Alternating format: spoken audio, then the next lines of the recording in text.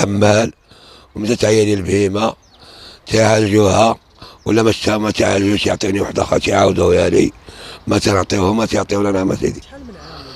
تكون واحد 50 عام وانا تنجي على هاد ديما تنجي كل نهار تنجي مرة في السيمانة مرة في جوج طاحت لي شي بهيمة تيداويوها الدبرة تيداويوها كانت مريضة تيضربوا لها الشوكة تيشريو لها الدواء تعطيوها الدواء والله كتر خيرهم الله يجزيهم بخير. أنا فلاح جبت البهيمة ديالي وشدوها مني هنا وقال لك يا سيدي هذه ما عندهاش معالجة دابا هذه ديبغ لك ويبقى غير كيتعذب. قلت لهم انا الا كان كيتعذب انا عندي بحال ولدي الفرق، الا كان غير بقى كيتعذب ما عندي لاش نشوف. خليته هنا قال غيضربوا له الشوكه تموت. مشيت قال لك تجي الطبيبه ونشوفوا معاه الحاله ضعيفه تعاونك بشي بركه. هادشي اللي بغينا.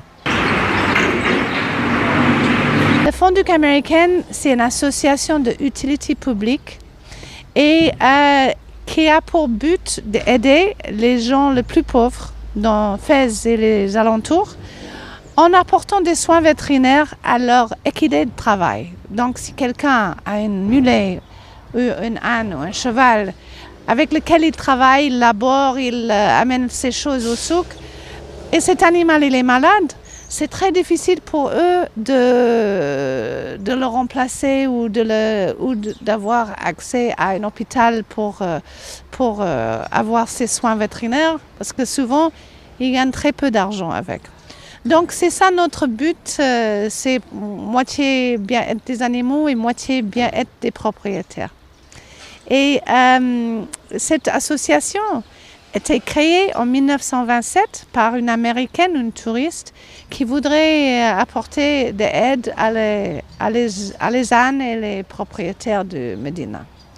Donc on travaille ici avec 6 ou 7 vétérinaires marocains, pleinement autorisés. Et on a à peu près 40 animaux hospitalisés.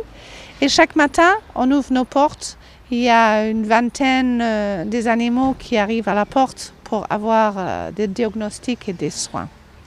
On est très bien équipés comme hôpital. On a une radio, on a une salle de chirurgie, on a un laboratoire, on a endoscopie, gastroscopie. Donc, plus si on peut diagnostiquer les problèmes, on peut trouver un meilleur traitement.